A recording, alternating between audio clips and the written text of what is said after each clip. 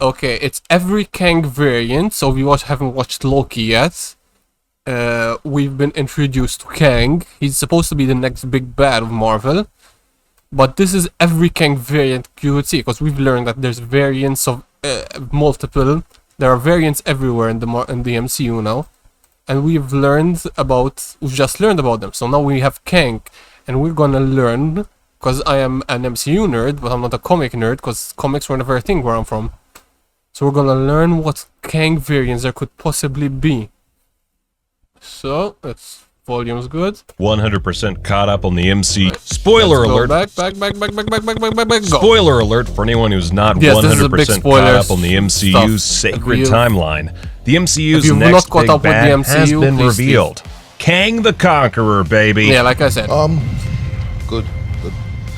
Well, And I should say an Jonathan infinite number of the Majors is MCU's next such a big good bad. cast. He Who Remains informed Casting. us all that the greatest threat in the entire multiverse is all of the versions of himself fighting all of the other versions of himself. Yeah, apparently all the Seeing as problems Sylvie we're went gonna ahead and face is split the his sacred fault. timeline into pieces, I'd Sylvie, say some why? Why, multiversal Sylvie? chaos is on the way, with the MCU right in the middle of every version of Kang's fury. I'm curious He Who how many. Remains began his origin story monologue recounting He Who the Remains tale is of a the young first variant. scientist He who explained discovered everything. that universes were stacked He's on very top chill. of I each would other, like to while stick the with him. scientist and his many variations would go on to take a wide variety of comic booky names. The first name he went by was Nathaniel Richards. from his explanation, there is little seemed like a doubt lot that we of will his see the variants moment were where chill. Nathaniel makes his grand discovery and then realizes that dozens, if not hundreds, more of himself were making that discovery at the exact same time. So Who genius on knows, the every specific universe. scientist He Who Remains was referring to could end up becoming an ally for our heroes,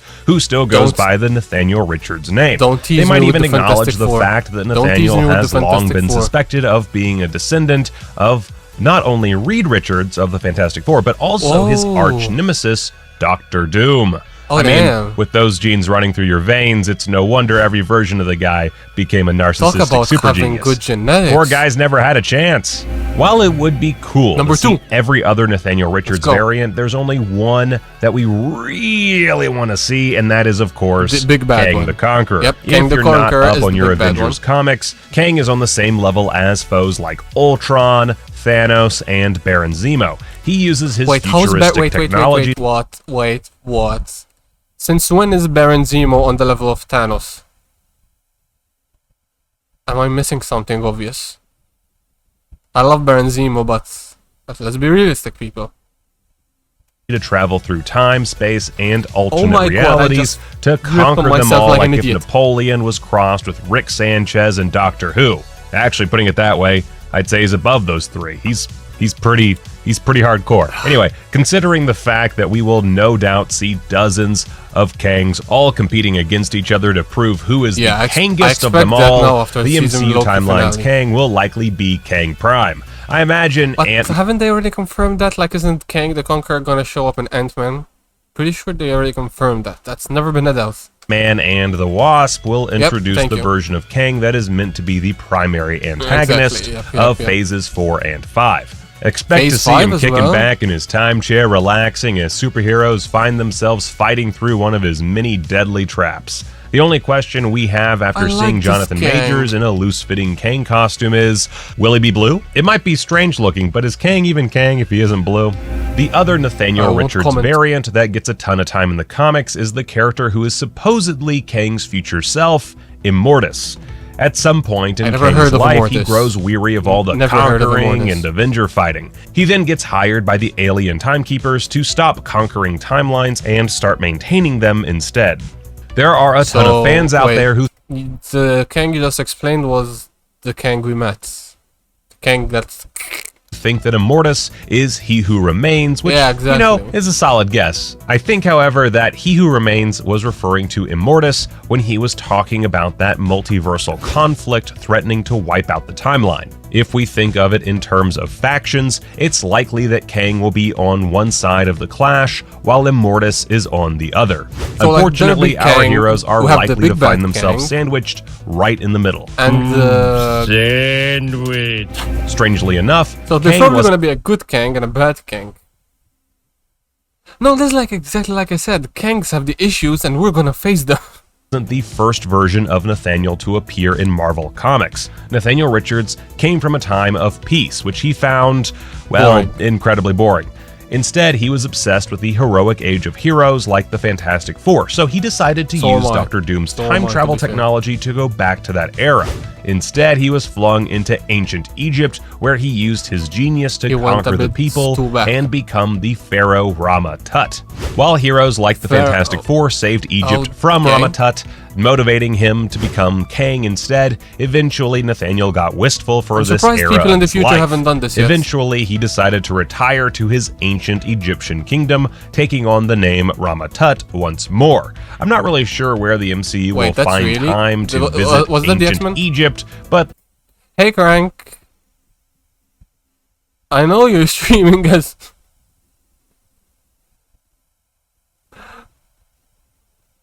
I'm just gonna do this for now. Actually, I don't wanna do much.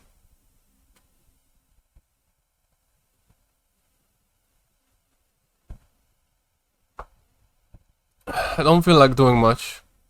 Have fun! There's a solid chance that the Turtles may cross paths with him since they are also interlopers in ancient human history. Did he say Turtles? At ancient Egypt, but there's a solid chance that the Turtles may Oh, he said it's Eternals. Why am I hearing Turtles?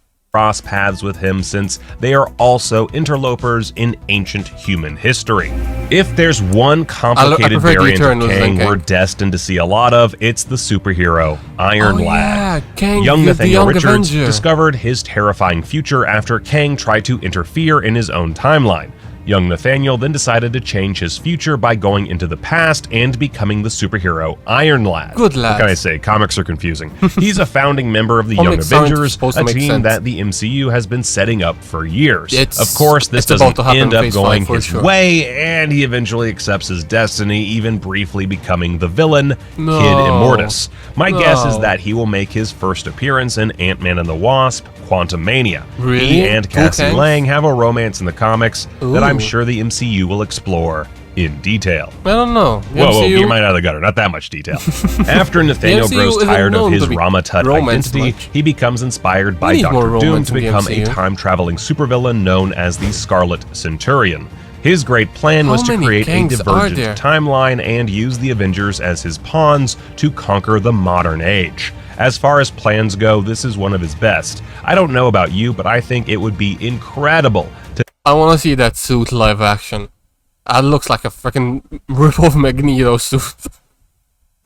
To see the Centurion lead variants of the original Avengers against the inevitable new Avengers led by Sam Wilson's Captain America. That would be so... That sounds like the most expensive thing in the whole world. That would be so cool.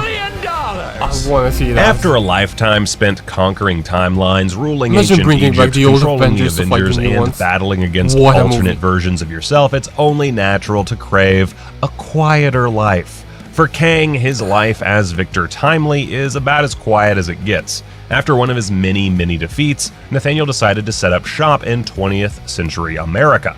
He posed as Victor Timely and started the town of Timely, Wisconsin. He then replaced himself with a robot that would live as Timely and age appropriately. After that, he would return as Victor Timely Jr., Victor Timely III, and so on. The town served as the base for Timely Industries, a successful tech company. In the wake of Tony Stark's fall and Justin Hammer's imprisonment, we have no idea what tech companies have risen to fill the void. It is entirely possible that Timely Industries will be a part of the Armor Wars Rhodey will find himself in later on in Phase 4. It's a law of the universe that if you travel through dimensions that you have to form a council of other versions of yourself.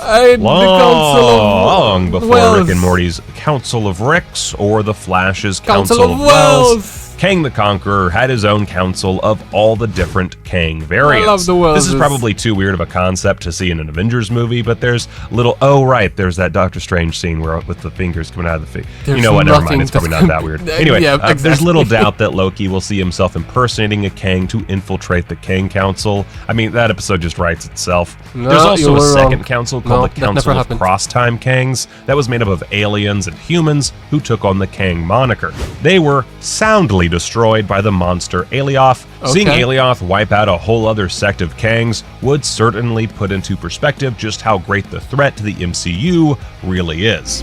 Several years ago, no one would think a silly character like Kangaroo the Conqueror would ever make it into the Marvel Cinematic Universe. That was before the internet fell in love with the greatest Loki variant of them all, Alligator Loki. There's no doubt now that we will likely see a kangaroo in the background of the Kang Council. Of course, the greatest version of this would be if Alligator Loki went up against Kangaroo the Conqueror. I don't know about you, but I'm pretty sure that would be the greatest showdown in the MCU. Now I'm pretty sure that once the dust clears over the Kang saga, the Kang left standing will be the same one we met when this all started. I bet we see He Who Remains start the TVA once again to prune the timelines so that Kang, Immortus, the Scarlet Centurion, and the most dangerous of them all, Kangaroo, can no longer wreak havoc across the multiverse. But the MCU can never go back now. The MCU just snuck in the grand theme of about a decade's worth of content. I guess that's how long we're gonna have to wait until Dr. Doom gets to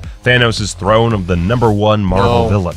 No. And hey, when that comes... We're not waiting 10 years. Back, can we bring back the dude from Nip Tuck? He was awesome. He was a very good Doctor Doom. Is that just me? Am I the only fan of that? He was a very good Doctor Doom. I remember that movie. It was a very good Doctor Doom. Particular interpretation of the character? Yeah, whatever.